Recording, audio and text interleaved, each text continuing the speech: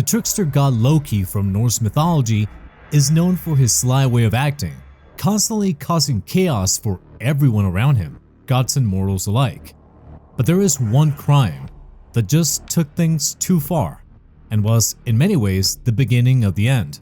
The following is a story adaptation of the way that Loki's actions ultimately caused the end of the world.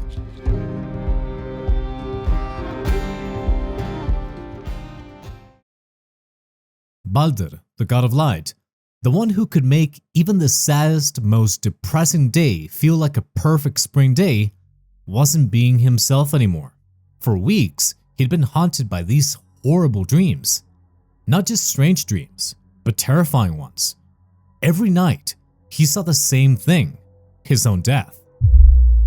Now, Baldur wasn't the kind of god to let things get to him. As Odin's favorite son, he was loved by everyone, and he was deeply admired by all the gods and mortals alike.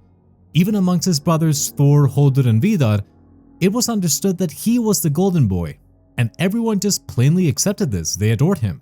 He had this infectious smile that could brighten even the darkest hall, and his laugh was enough to turn even Odin's prominent frown into a grin.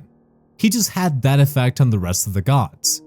So when these nightmares started, he tried to brush them off, treating them as if they were no big deal. And he thought, maybe they don't mean anything, and they were just that.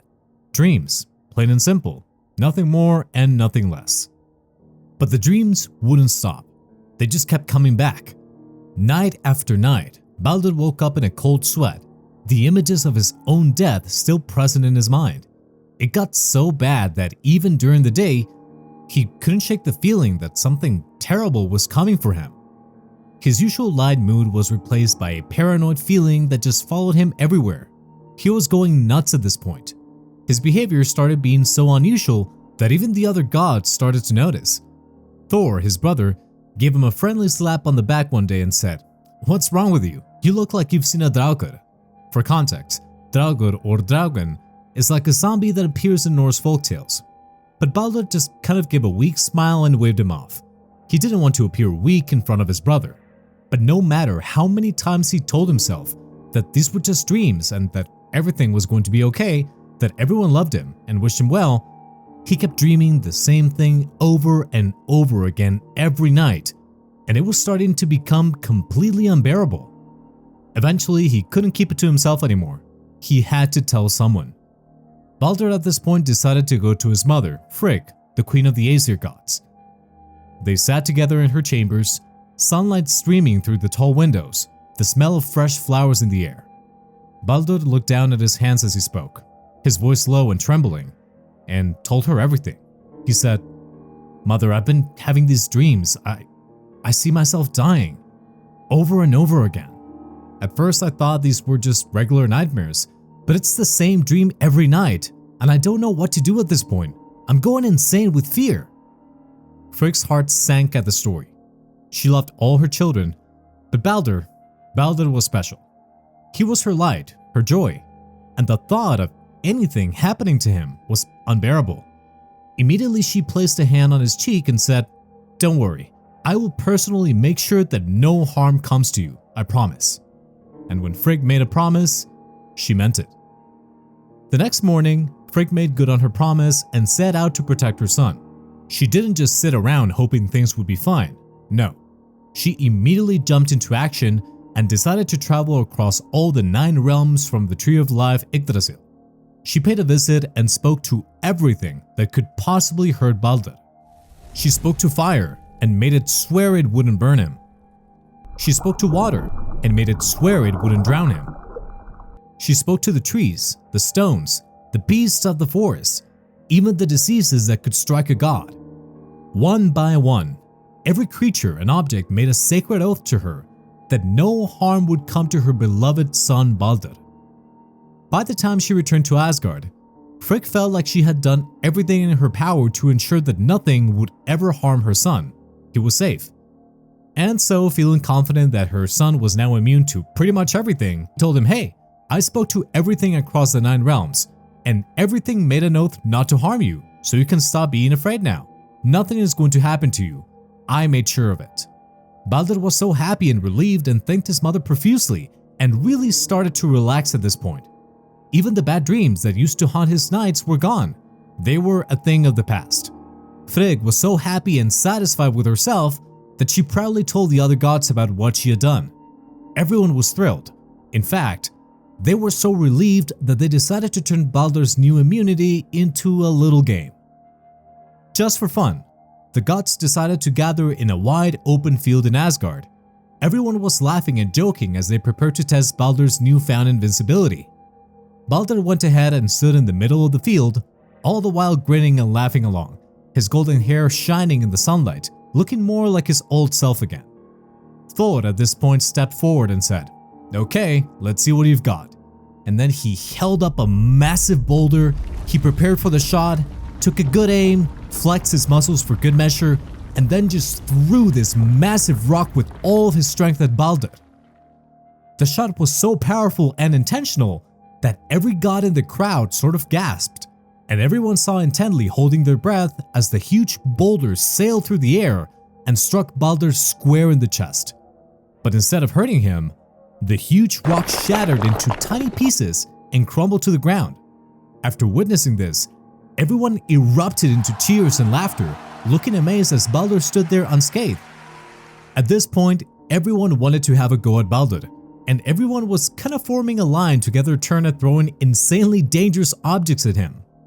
Heimdall, the watchman of the gods, grabbed a spear and threw it with all his might directly at his head. He threw the spear with such ferocity, in any other case it would have been a killing blow, but the spear simply bounced harmlessly off of Baldur, as if it had hit a wall of iron. Pretty soon, the field was filled with flying weapons and objects of all sorts. Arrows, swords, axes, anything the gods could get their hands on. And every single one of them either broke or fell away without leaving so much of a scratch on Baldur. The gods were having the time of their lives, turning the whole thing into a fun game where everyone was laughing and drinking and just having an amazing time. Well, almost everyone. Loki stood at the edge of the crowd, watching the spectacle maliciously without saying anything. He wasn't laughing, and he wasn't cheering. As he watched the gods throw weapon after weapon at Baldur, something began to boil inside of him. He felt enraged and jealous. He couldn't stand the sight of Baldur standing there with a grin on his face being the center of attention. He hated the fact that everyone adored Baldur, that he was this perfect golden boy who could do no wrong. So special that every single object across the 9 realms had to swear a special oath just for him, just so that the perfect little Baldur could be even more perfect and adored than he already was. There they were, losing their minds over him, laughing with him, while Loki was always the outsider, the black sheep, the troublemaker, the one they never fully trusted, but just had to endure. And he thought, you know what? This isn't fair. As he stood there, completely miserable and drowning in a sea of his bitterness and jealousy, an idea began to form in his mind.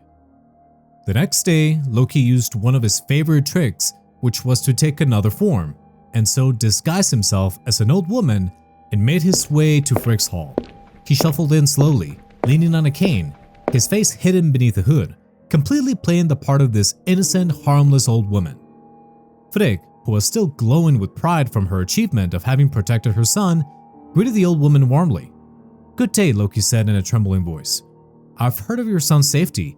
It must bring you great comfort to know nothing can harm him." Frigg just smiled and simply replied, "Yes, it does."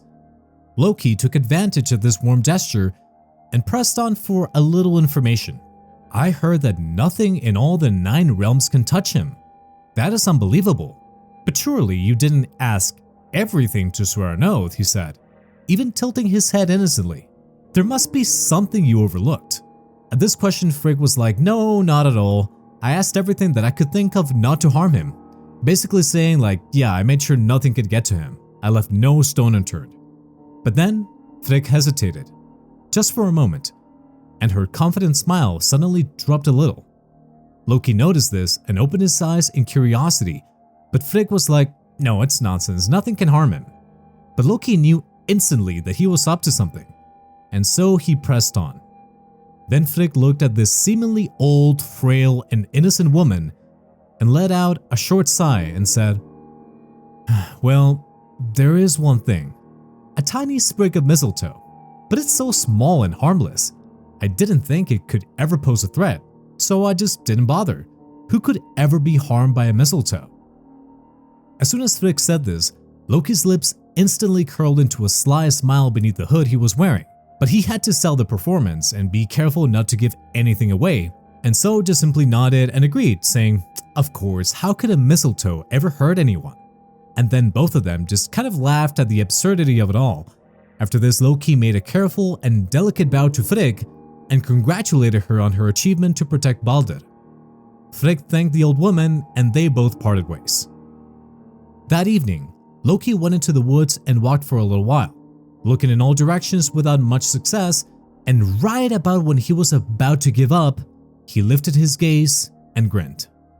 Finally, he found what he was looking for, a sprig of mistletoe. It was incredibly small, so tiny that it was just pathetic to think that this could possibly hurt anyone, let alone a god. I mean, this was barely more than a twig with a few leaves. But Loki was smart, and he had a plan. He crafted the mistletoe into a dart, and what started as a tiny, sad, and pathetic mistletoe was transformed into a sharp and deadly weapon. At this point, he was ready to act. The next day, he returned to the field where all the gods were gathering again to play their game. Baldur stood in the center as usual, laughing as another sword just casually bounced off of him. Everyone kept laughing as weapon after weapon just kept bouncing or breaking. This just never really got old.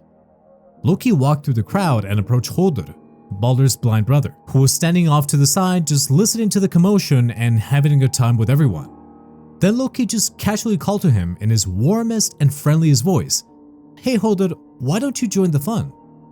Baldur just sort of frowned, feeling a little annoyed at Loki for proposing something like that, and just said, "Well, I can't.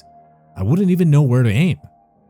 Loki just acted apologetic, saying, "Oh, silly me, I forgot you're blind, I'm so sorry. But hey, don't let that stop you from having fun. Here, I'll help you." And he placed the mistletoe dart in Hodor's hand. After doing this, he just innocently said, "Here, throw this. I'll guide your arm."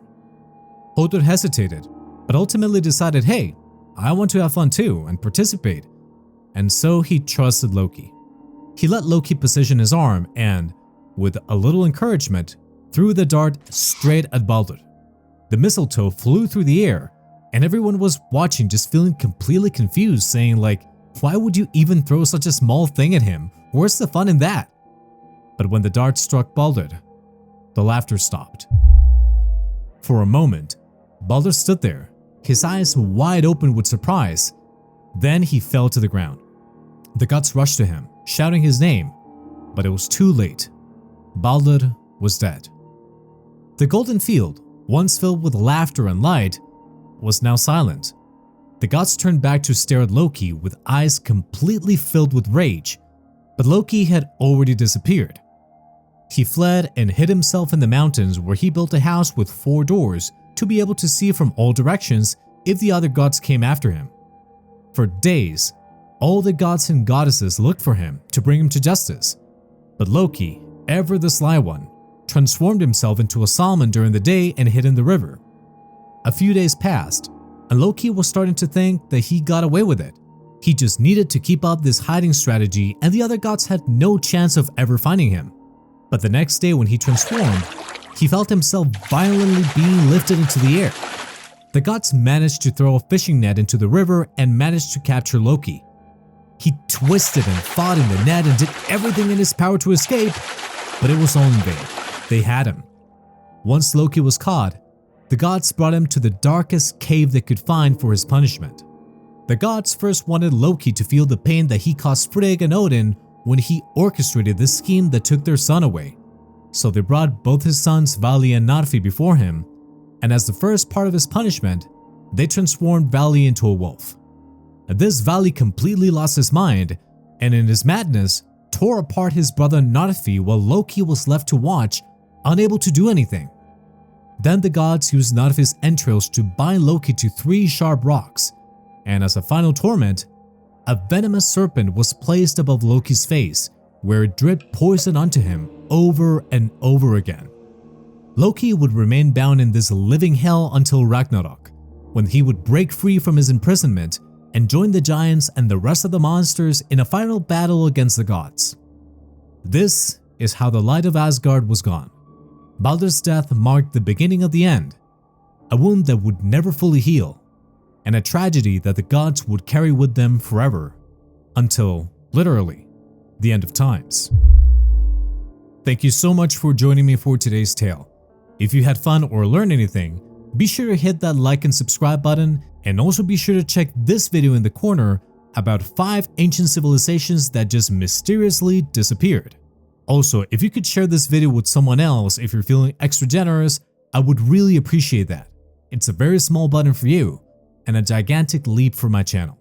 Until the next tale, farewell, and may the gods smile upon you.